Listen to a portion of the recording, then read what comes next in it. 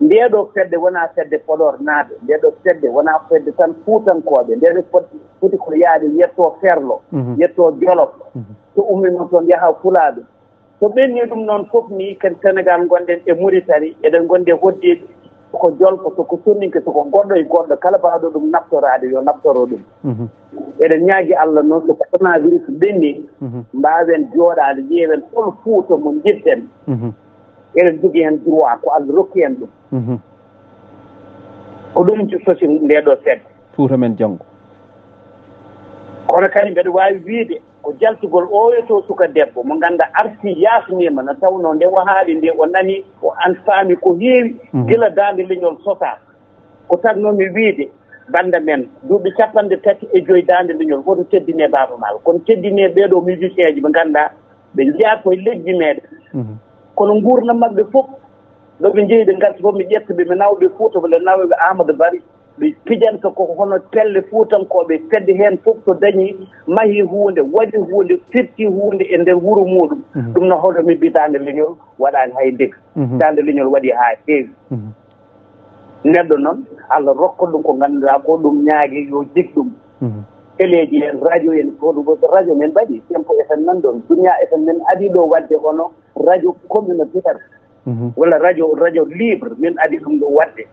diguen cimel gomnoɗo o ha liggude Youssou Ndour en ɓe kamɓe battini wonde hen kamɓe bonni ɗum neɓe ha ɗum wonti ko woni ko Jamono FM wonno walla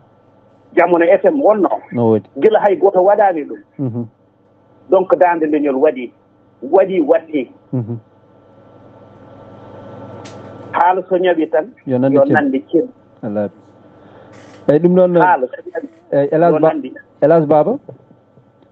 won joguiɗo ɗo namdal Hammady Ba ne jogui namdal hade min woppiddemo poftoɗa bisimilla makko Hammady bisimilla allo Elas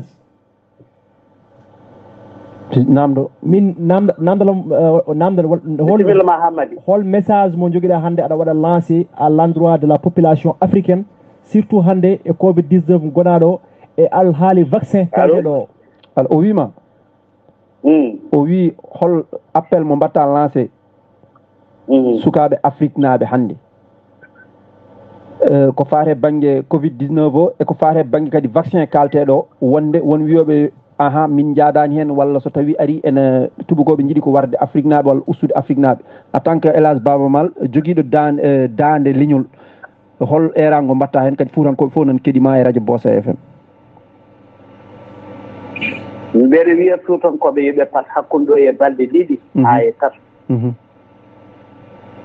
won mofto men goto momin jaltinina tawno Allah walli min hewɓe ene nodda ne mbiya moftoma Allah addu jaam moftoma jaam weeɗi moftoma yoni moftoma naggam ille ka jiinoɗo oɗo situation mbo aduna o woni mi yiyama haydara mi yimanno tan saɗi Allah kono saɗa yimire saɗi Allah ma Allah walle saɗi Allah kala ko kalɗa wona goonga ene heddi noon gonɗen koye Sénégal gonɗen koye leydi gannayi mi jogui gouvernement ene jogui ministére uji ne jogui ministére de la santé so ɓe jalti janggo mbeɗa yakori ɓeyɓe jiddani ko leydi ndi jaam ɓe jiddani adina o ko jaam ɗum ɗo kewi information walla ko kala kene haale hen façon hen foof nana yalta no woodi Allah tan andi hen ko woni hen gonga e ko wona gonga Allah kono noon eɗen foti andu ko tagui gila duuɓi e kitale hankkadi eɓe mbiye ko Afrique woni janggo aduna o ɗum ittata kala jeeyaɗo e aduna mbo wona africain hakkille mum e ɓernde mum e yidde mum enayi Afrique ene wawi jarande jomum noon hunde foof min noon Baaba Maal wonko ganduɗa mbeɗa andi goto komi anda komi nalanke tan saɗi Allah kono noon Afrique naaɓe yoɓe gandu aduna o wonko dacci e mabɓe hakkille e tawno ɗo sa ƴeewi population sukaɓe men 75% e sukaɓe men kamɓe ɓuuri wonde ko ɓuuri ko hewde e population tedde Afrique ɗum koko avantage ɗum ko malu eɗen jogui nangue à 100%. Eɗen jogui leyɗele eɗen jogui maaje eɗen jogii kadi ko ngannduɗaa ngalu woni koye ndeer leydi ngalu ɓurɗo o wonde ngalu important ko ndiyam mo ngannduɗaa janngo jam hakkude e duuɓi sappo duuɓi noga capanɗe tati aduna Allah fof jiranta ko ndiyam ɓeene mbiya pétrole ɓeene mbiya kange ɓeene mbiya goɗɗum e goɗɗum ko ndiyam ɗam so a yii Mali so a ƴeewtidima ko woni ko probléme toon fof ko nap alaya tigi won gonɗo ndeer leydi o mo ngannduɗaa janngo jam kala sanɗo ɗum a tañi tan e nguurdam ma ɗum tan ko yeru wadde asirnaaɓe no poti sinde ɓe paama plan fof ene waawi waɗeede ɗum noon ko enen poti anndude koye meeɗen wonko saaɗi ko goonga ñawngu no muusi maayɓe keewi kono machallah Allah ene danndi heen ko ɓuri ko heewde Afrique ko mbeɗen posé question ŋaaji ko saaɗi Allah waɗi ɗum ngannden koye men so tawi en nganndi koye men mamen nganndu noon holno puntodirten e aduna o haa mbaawen dar par ce que ɓe ɓuraani heen ɗoɗ hay goto ɓuraani heen ɗoɗ ɗum noon eɗen poti ɗuurnude hakkillaaji meeɗen mbaawen yurnitaade ko ɓuri heewde min noon mbaami tan ko waɗde erango no mbironnoomi ni ɗon ɗaani no mi ɗaanaaki no darima en jollaare mbaɗa jokka no ngoni jang ko onɗan baŋnge tan mbaami heen ko heddi ko noon ko engagement des populations engagement surtout de la jeunesse woni sukaaɓe Afrique allo Elage allo eyi min mami artu seeɗa tan han kadi mi woppuma jahaa to baŋnge nanka alaa woto woppa mi yaha min kay komi jooɗiɗo han ka ketto émission haa gas non mi jooɗaaki pour émission haa gasa mais komi yahan hay nokku mbeɗem ɗo eyi wadde a duusat min ko jooni ɓurmi daraade ni ko mbeɗe wiyatno Alioune Diouf musicien am eyi mbimi Alioune Diouf aduno inchallahu rabbi ɓe ngannda min Baaba Maal mi fuɗɗaaki tawa ko jooni gonɗaa e umma wattanoo ko duuɓi 35 e daande leñol gonnomi tan koye wadde entraînement ko jooni physique o ari mi fuɗɗaaki tawa par ce que salatul fati billahi wallahi tallahi inchallahu rabbi min Baaba Maal mi fuɗɗaaki tawa eyi amin jiɗi udditanaa min damal sabu minen sukaaɓe wonɓe kaalirɗe ɗe pour waawde yettaadema e waawde yewtidde ma kadi e waawde siinude e yettinde yimɓe ɓee ko ngonɗaa e dow mum ko sabu amin jiiwi geɗe Elage Maal ene niɓɓiɗi amin jiɗi noon han kadi ummo e niɓɓere ara e lewlewal yimɓe ɓee ngannda holko Baaba Maal woni e dow mum sabu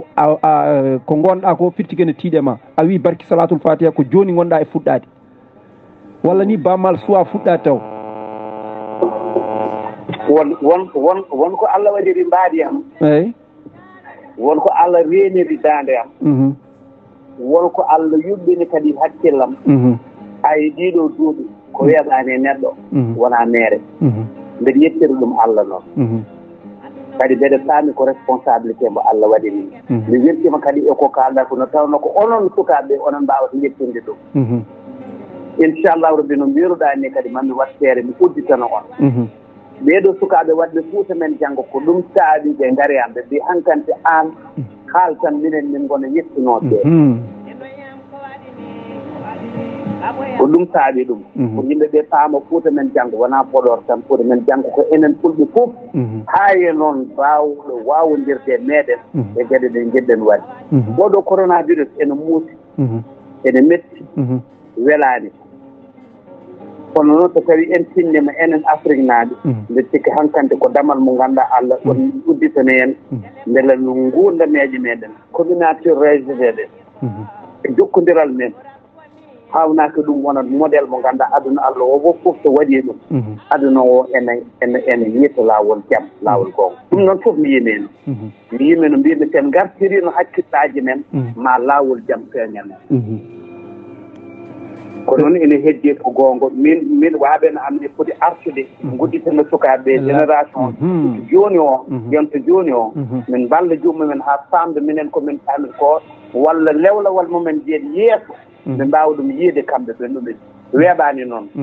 kono noon mamin etto inchallahu rabbi a jaaraama Elage Baaba Maal o sahaa jooni sen nanii Baaba Maal kaalooɗo o eɗen nganndi ko Baaba Maal jiɗɗo haaldude e renndo ngoo ko Baaba Maal hannde jogiiɗo coftal jogiiɗo kadi humpito jogiiɗo yiyande yo yimɓe nganndu hol Baaba Maal nde wonnoo yimɓe elle ɓe ngonnoo koye majjere hol gonɗo Baaba Maal hankkadi yiɗi yimɓe ngannda ɗum Elage Baaba Maal min ngartami tan koye nan ka seeɗa mi yiɗaa woppudema taw so tawii mi naamdaaki mo ɗum so mi hoori diwan amen maɓe piyam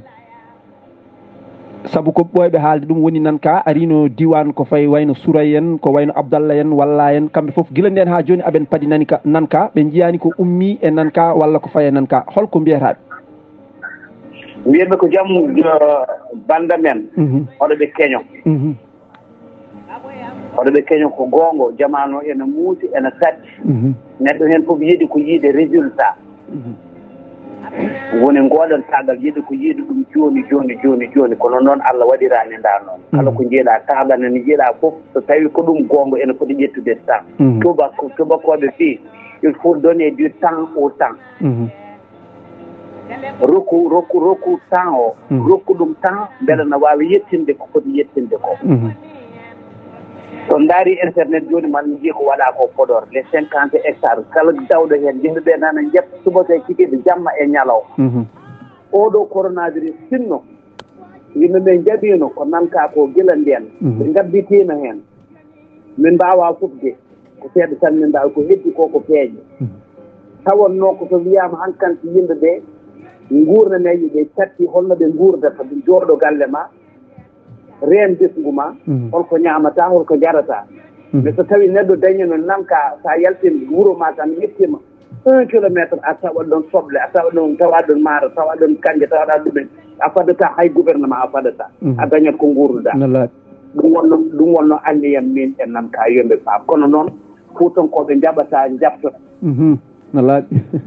kono Podor naaɓe nimtitani goto mabɓe fof nanne yiyata kono noon wuuri kono rufaani eyyi sabu ko kalɗa ɗo ko ñanden amin jewtude ɗo e directeur de la SAED Aboubacry Sow kanko gardiɗo SAED o min mbaddema ko ɗo yewtere yontere ɓennuntonde amin namdomo so tawi en gummima e nguɗo ñaw holko ɗum wawi jangguinden ɗum ɗo ene wawi hollude en hankkadi wonde paataten ko e gurdam ndema ko ɗum woni ko nafata en saabu hande corona jangguini en mone men foof no wawi wurde ɗo woni ɗo tawi loritaki hay goto en tant que élhage ko ɓeydata e ɗum wallahi ko gonga ko ɗum nannuno kam en mi annano corona ma arti kono noon ko ɗum nannuno kam en miijinoɓe ko fuutankoɓe walla wuurɓe e leyɗele e nokkuji mbaaɗi no fuutani jogiiɓe koɓe jogii ko ɓe potani hay fadde hay dara wona bénéfice gummotoɗo e gouvernement walla ɗumen koɗo mbeɗa haala mbeɗa anndi ko kaalanmi komi hulani ɗum haala président Macky Sall e gouvernement muɗum eɓe mbaɗa hakke doole mumen min ni mbiyatmi ko hetti ko Baaba Maal ene hetti président Macky Sall Macky nana waɗa ko heewi ene yiɗini Sénégal ko heewi ene wambi Sénégal ɗum ganduɗa hay président goto meeɗa ɗum wambo Sénégal kono noon haaltoɓe projet ji muɗum e badal muɗum heewani mbeɗa wawi wiide pardon ko goto e nadde kono ko goto won saham ganda yimɓeɓe no kalanno kono koko darti andu omo waɗa kala ko wawi ko exemple e nder aduna o kono noon sade koye enen ɗo jeeya oɗo kulen mawninde ko waɗi ko eɗen cohli o ɓeydana en omo wawi de kadi omo jogui anni o min mbeɗa andi ɗum kono noon eɗen foti haalde sen kaalani ɗumaɗe ɗum woni ko hefti ko Baaba Maal duuɓi 35 kala concert momin mbaɗi Amadou Bari ko fedde développement wona neɗɗo garowo ene yiilo kalis e programme kala tourné momin mbaɗi nder Fouta ko fedde wiyete hen minen de Baaba en jiɗi gara ɗo sijinamen par ce que min jogui oɗo projet sa yi ayre law ɓe mbaɗi hen case des professeurs ɓe mbaɗi ɗi case de lecture ɗe ɗumen sa yi lobbude duwe ɓe mahi hen hay guenale mabɓe ɓe mahi e goɗɗum anani ko ɗum manki limɓe ɗumen ta kono noon haalaka ko ɗum manki haalede nde communication wiye comme joni no mbiruɗa lobbude ni mbiɗa hayre law ko ɗum manki Baaba Maal waɗi wuuro temps ɗum ɗo joom guren ɓe kalani kadi joguiɓe communication